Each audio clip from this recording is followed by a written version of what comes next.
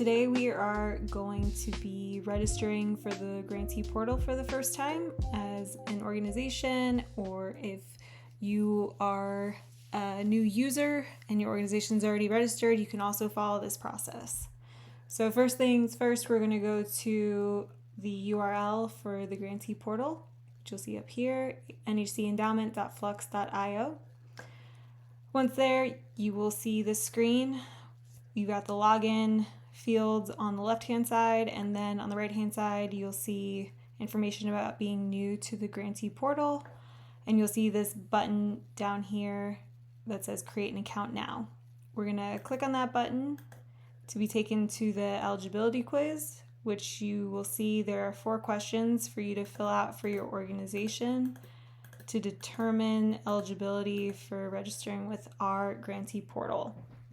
Once you've filled out these questions, you're going to click the Submit button, and you'll be taken to the organization and primary contact information forms if your organization is eligible to apply for funding and be registered with the Grantee portal. So first question, acronym. This is if your organization uses any sort of acronym.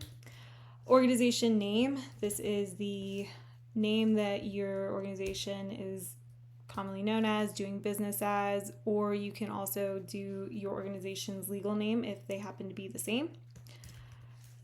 If not, you put your legal name on this line and the organization name you're doing business as on this line. One thing to note, all fields that have bold titles are required.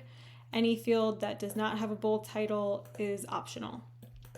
So we're going to go to address, city, country is already pre-populated. State, you're going to select from the drop down. Then we got zip code. Your organization email is if you have any sort of generic email for your organization. If you don't, you can also enter your work email address in that field. Organization phone is the same thing. If your organization has a kind of generic phone line, you can enter that there, or you can put your work phone number if that doesn't exist. For website, you can put your organization's website.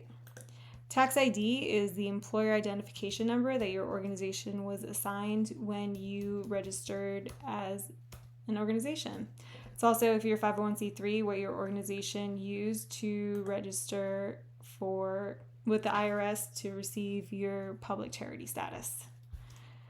Then we're down to primary contact information. So you're going to enter your first name, your last name, your title at your organization, then your work phone number, your extension if that's applicable, and then your work email address. This is important that it is specific to you as a user, because this is going to become your username in our system. Every user for your organization that needs to access the Grantee portal should have their own user account. So make sure that you're registering with your own work email to have your own unique account, and every other employee at your organization that needs to access the portal will also need to do the same. Once you're done, you're going to click Submit, and you'll be taken to this screen if your submission was successful. This tells you that you'll be notified as soon as possible if your registration was approved. You'll be notified via email from Flux via the endowment, and you can always return to the login screen.